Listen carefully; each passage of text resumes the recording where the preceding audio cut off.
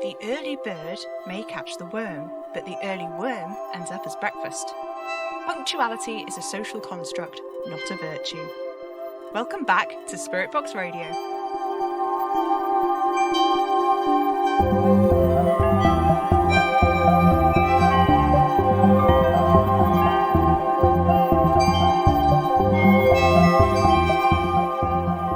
Hello, faithful listeners.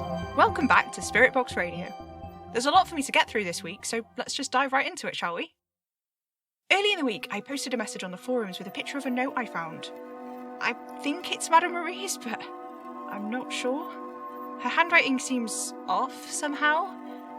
It's recognisable in some places almost, but in others it's so frenzied I can barely read it, let alone make out if it's definitely her handwriting. I found it in the last box of her things I've had to sort through before I'm finally finished combing through everything she left here in the studio. I've been putting this one off because it was full of a lot of Kitty and Anna's school things, you know, report cards and the like. I'd been hoping to wait to do it until they were here, but, well, I don't know. It could be a long time before that happens. I found a photo of Anna in the newspaper from when she got her A-level results. She got 4 A's. I didn't know that. Someone has highlighted the part where she got an A in maths, which is funny because I also found a letter in the box from Anna's old headmaster. And from the looks of it, it says that the reason she wasn't allowed to do her maths A-level originally was because she'd only got a C at GCSE and he was worried that she wasn't going to be able to keep up with the coursework, but her letter to him convinced him otherwise. And she got an A in the end, so good for her, I guess. I also found a couple of letters home about Kitty. One time, apparently she fashioned a piece of equipment into what the teacher has deemed a stabbing implement. The teacher says that while Kitty hasn't actually threatened to harm anyone, some of her classmates were quite alarmed. She also got suspended once for dyeing her eyebrow. Isn't that funny? There was a small exercise book in the box too. It had S. Enfield in the beginning of it, so I think it must belong to me.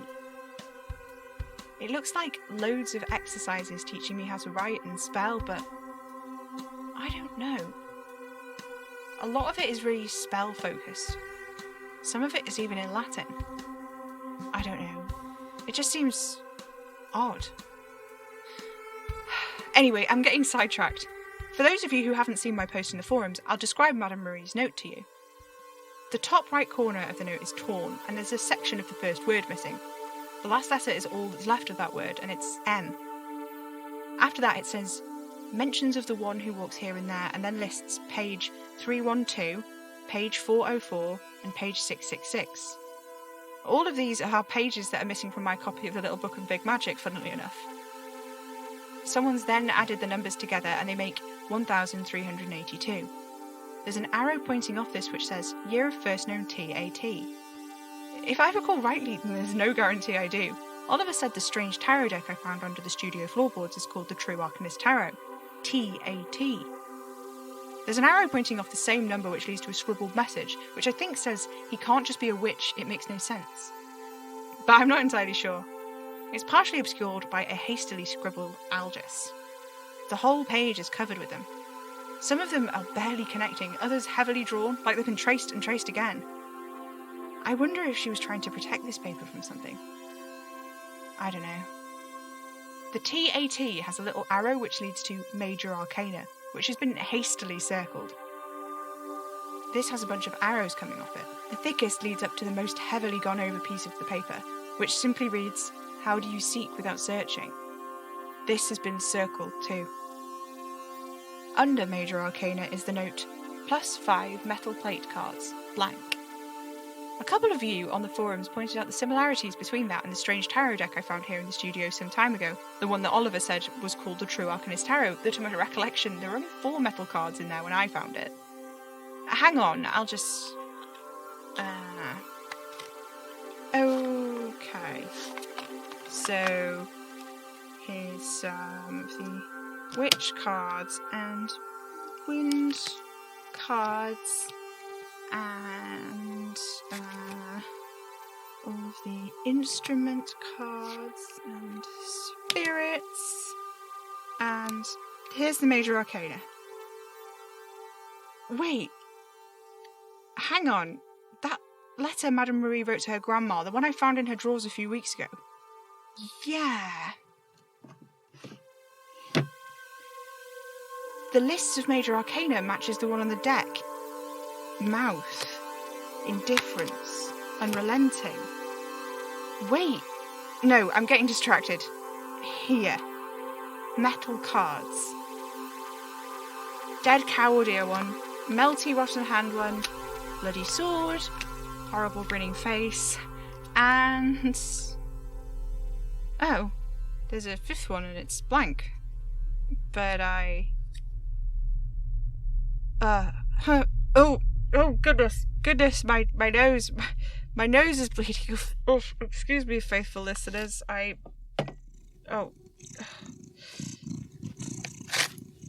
Cosmo, egg roll, no, ooh, that's my blood, don't lick it.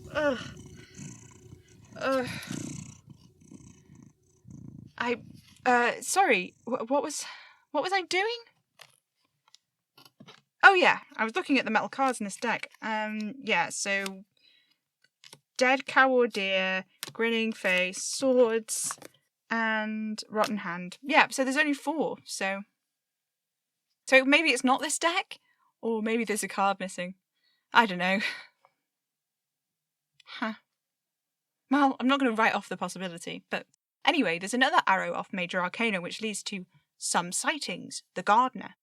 Another says, human flaws personified, wholly arcane or corrupted by arcane power, which is tacked onto made by him, which is written in quotation marks and underlined.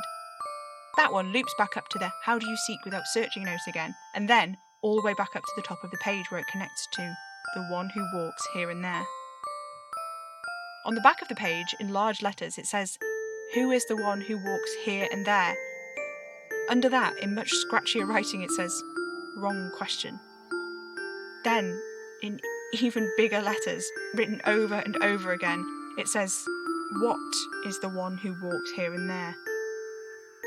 Under this, in cramped little scrawl, it says, better. This side of the page doesn't have any algis on it, unlike the other which, as I say, was packed with them. A couple of users on the forums, including Carl, reminded me about the letter that Madame Marie received from her friend Nagisa, evaluating some kind of strange algis formation. The algis on the notes aren't arranged like they were on the diagram attached to Nagisa's letter, but I did notice something else when I pulled the letter out of my new filing cabinet. Nagisa says in that letter, there are rumours of a witch who walks here and there, who can be sought only by relinquishing your agency in that search and giving in to desire alone. They say he wears a flat cap and shell suit. Obviously, the main thing we know about this guy is that you can't find him if you're actively looking for him, and Oh. How do you seek without searching? It's like the opposite of what Arcanism teaches you. Magic is about intent. Finding this guy, it's a sort of surrender. You have to let it go. Feel the desire to find him without any intent to follow through on it. You just have to let it happen. But how can you know you want something without having any intent to follow through on that want? Surely wanting in itself is a kind of intention, right? Desire is sort of necessarily full of intent, or maybe not? I don't know, I don't know. Like, when you see those little pods full of laundry detergent, you want to eat them, but you don't. Except, I don't understand how that would track here. Hang on. Right, okay, so looking at what everyone said about the man in the flat cap and the thread on the forums, it's just... nobody ever really says anything about meeting him. Amesy747, maybe she saw him in a hospital room. Jimmy from Townsend's partner saw him, but Jimmy didn't see him himself, just the rose. And the letter from Mr. Prakash is the only one that says anything about actually making deals with this guy, and from what I can tell, it's just about feeling a sense of sort of vague desperation, almost giving up on never finding this guy, and then suddenly, there he is, and... well, the other thing that makes Mr. Prakash's letter different from the letters from other people is that he's dead. One story isn't enough to prove anything. To say anything properly about it, really, I wish Kitty was here. She'd know what to do. She's good at this, taking tiny pieces of information and putting them together like that. Kitty, I wish you would just... No. No,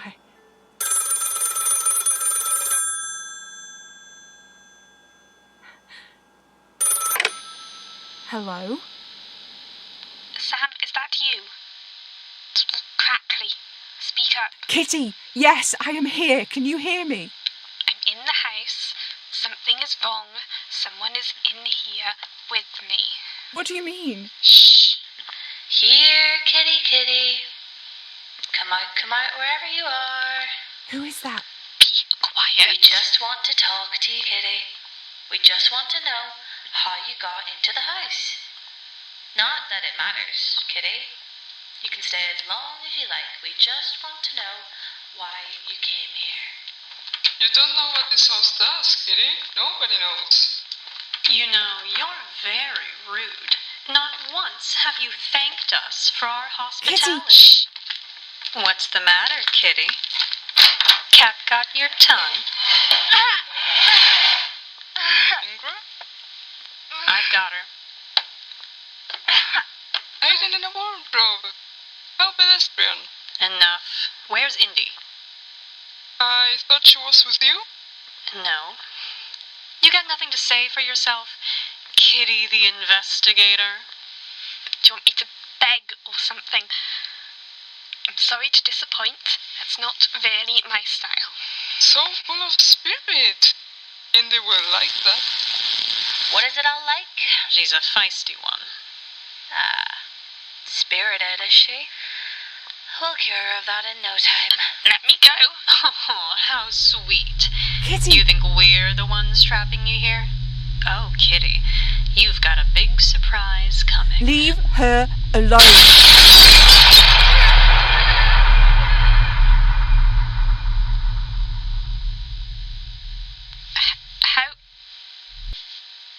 How did you do that? Do what? Kitty? Kitty! Kitty, come back! What do you mean? What did I do? What did I do? What did I do? Recording machine. You called? How many voices were there besides Kitty? Oh, now you want me to pay attention? 3, I think. We! But none of them were the voice from those answer phone messages. No, they weren't. I wonder if maybe, ominous phone voice person? Guy who scared off Rytidiodelphus? Hello? Call me? No, nothing. Worth a shot. That was stupid, wasn't it? The kitty thing was probably just a coincidence, yeah. Of course they weren't going to... Oh, no way. Hello? Hello, are you there? Ominous phone guy. The man in the flat cap, do you know him? Hello? Who has my sister? Hello? Gods, okay, right, okay. They know I'm here. They know It's fine. It's all fine, right? Yeah, it's gonna be fine. Okay, oh, my nose. My nose is bleeding again.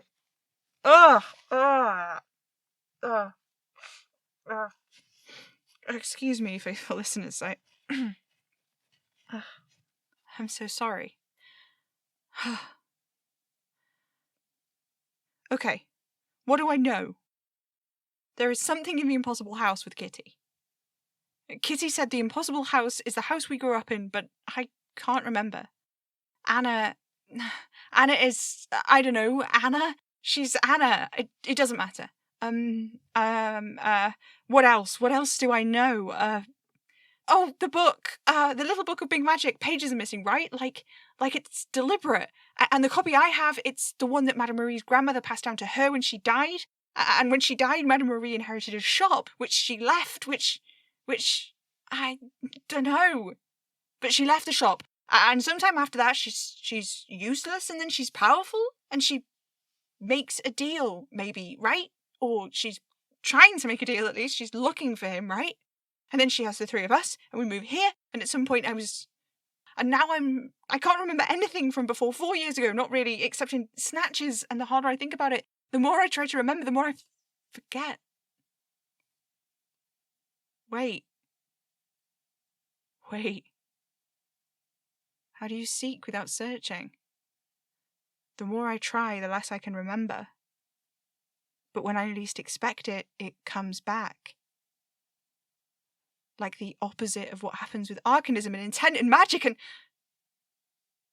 But it makes no sense. None of this makes any sense. And none of it helps Kitty, and I need to find a way to help Kitty because she's trapped there. I'll go to the house. I'll go there and But I don't know where the house is. And even if I did, I'm useless.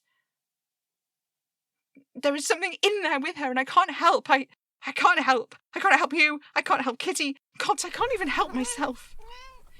Oh. Hello, darling Ravel. Can I help you at least? There you go, sweet boy. I love you. I do. I love you. No, stop! The Arcanist Tarot! Oh, it's all over the floor. Hang on. They're all face down apart from 3 cards. Indifference, ingratitude, and ignorance. It's something to do with Kitty. I don't know how I know that. How do I know that? Ignorance, ingratitude, indifference. Flaws. Madame Marie's notes, human flaws personified. Major Arcana. And the last page from the Little Book of Big Magic before the pages have been taken out. Ghosts are a common type of lesser arcana and can be... And then it cuts off. Lesser arcana, like these things. Major arcana. Nobody else has a copy of this book. Not a single person on the forums. Not after asking on air. Not after so many of you have reached out into your communities. Not one other person has a copy of this book. I think whoever did this to the book, they didn't want me to know that Major Arcana exist. And Madame Marie hid this tarot deck under the floorboards in a room I was expressly forbidden from entering. It was her, wasn't it? She took the pages out of the book. She didn't want me to know. She kept me away from all of this because she didn't want me to know. She did this. She made me useless. She did this to me. I am this way because of her. It was deliberate. My whole life has been a lie. I can't remember most of it anyway. Oh. What's this? Something sticking out from the box of broken hand mirrors, like a blood-soaked note. I remember this. It was in the P.O. box not long after Madame Marie disappeared. It drips and it creaks, the thing in the night. It's coming. It's been coming for weeks. It may have been coming all our lives, but now, more than ever, we can taste it on the wind. We were woken by a strange buzzing sound, like many wasps trapped in countless jars. The door to Madame Marie's office was sealed shut, and the handle was coated in a sticky, viscous fluid, almost like honey, except that it was blood red and smelled of a bedroom which had sat unused for some time. The door remained shut, and Madame Marie's office inaccessible between the hours of 3 and 4 in the morning, at which point the buzzing abruptly stopped and all traces of the viscous fluid disappeared. When we reached Madame Marie, she was unresponsive and is being treated at a local hospital. We hope her recovery will be swift, despite the thick red crust which has sealed her eyes and ears, despite the thing that drips and creaks that is coming in like the wind, like the tide on the shore. It is coming for us now. It is coming. Or at the time, all I could think about was how there were no local hospitals. They were all at least an hour's drive away. And I thought that maybe Astrid or Janet or Salim had written this, but one of Em's jokes, her games she liked to play, where she'd tell me she was going for a day or two and lock me in the house, and she'd always leave these little notes, a trail to follow around to keep me busy. Faithful listeners, I'm such a fool. I know this handwriting. It's not Astrid's or Janet's or Salim's. It belongs to Madame Marie. She knew they were coming for her. She knew they were going to kill her, didn't she? She wrote this so I would look. So I would search. So I would try and find out what had happened. For so many years, she insisted so adamantly that I wasn't allowed anywhere near the studio, but she let me sort the post. She let me get so tantalizingly close because she knew this was going to happen. She didn't just know she was going to die, did she? She was the greatest arcanist in the Northern Hemisphere, the illustrious Madame Marie, renowned psychic and fortune teller. She knew what was going to happen exactly. So she labelled everything in here so I would know how it all worked. She left me these pieces to find so I would always be searching, always looking for the answers. Even as I tried to hold the pieces of her radio show together, I was looking. We have all been looking for the man in the shell suit and flat cap, the one who walks here and there. But in a way, I suppose I was right. It was just a game. She always did like her little jokes and stupid games. I'm just a pawn in this, I suppose. I've only ever been a pawn. Makes sense, I guess. One last hurrah, a big screw you to the man in the flat cap. You'll never find your son because he's always going to be looking for you because I have designed it to be so. Well, you know what, Em? Screw you too, because I am not going to be looking for him anymore. Let me just, the thread on the forums, let's see. There. Delete. It's gone. No more looking, no more searching. I am not playing anymore. Oh no, not again. Notes are forcing their way through the floorboards. Beware the heir apparent. Beware the heir apparent. To what? No. No, wait. That's the wrong question, isn't it?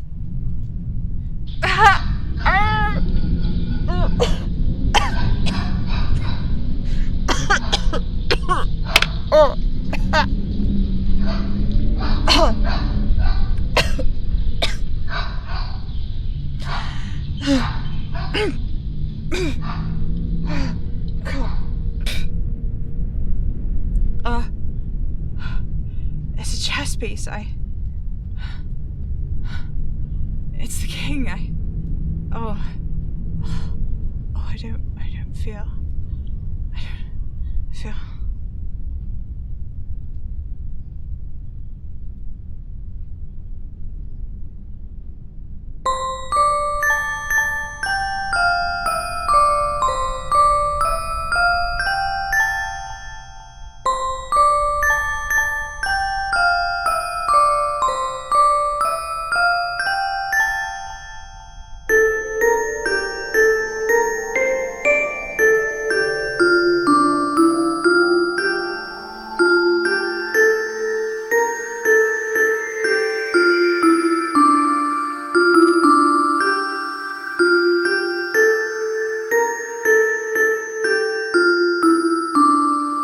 Spirit Box Radio is a podcast distributed by Hanging Sloth Studios under a Creative Commons Attribution 4.0 Share-alike International License.